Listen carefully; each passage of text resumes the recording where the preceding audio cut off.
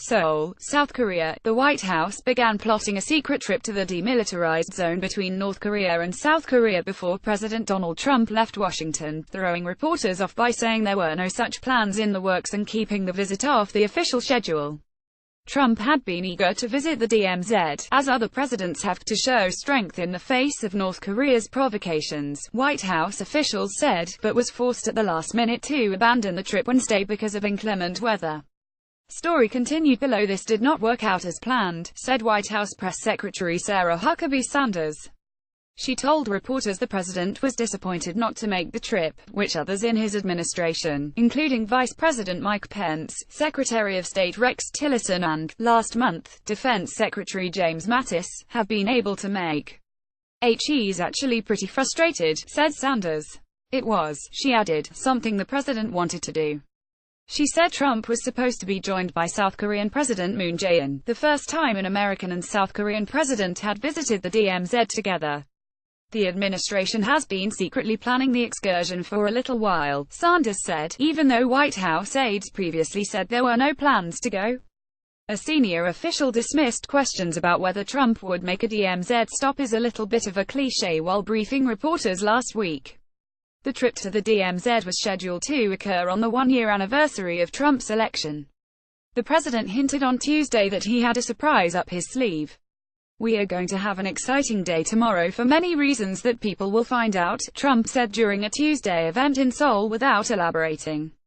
A small group of senior aides, including Tillerson, National Security Advisor H.R. McMaster, White House Chief of Staff John Kelly and Senior Policy Advisor Stephen Miller, were slated to accompany Trump.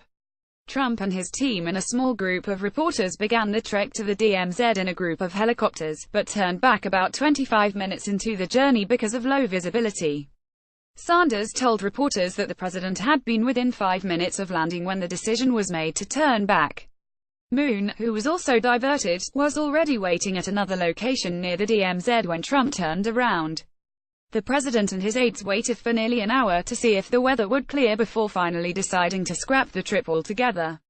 Sanders said the decision was made in part to keep Trump on track for his speech to South Korea's National Assembly, ahead of his departure for Beijing. By signing up, you agree to receive email newsletters or alerts from Politico.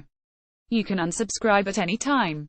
The White House had asked journalists traveling with the president not to report on his movements until after he returned to Seoul for security reasons.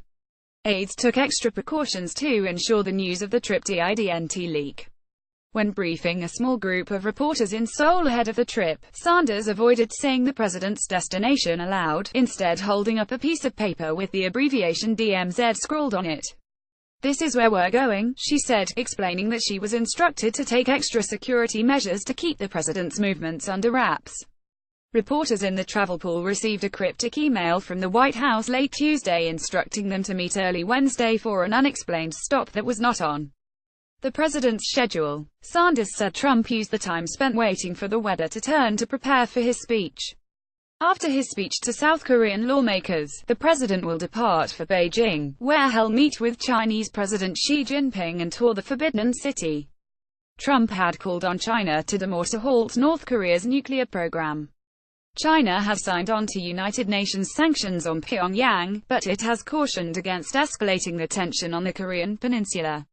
In speeches and tweets in the United States, Trump has threatened to totally destroy North Korea and pledged fire and fury if the country's leader, Kim Jong-un, targeted the US and other nations. But Trump has moderated his tone since arriving in Asia over the weekend, calling for a global response to stop Pyongyang and publicly appealing to the North Korean dictator to shutter his nuclear weapons program.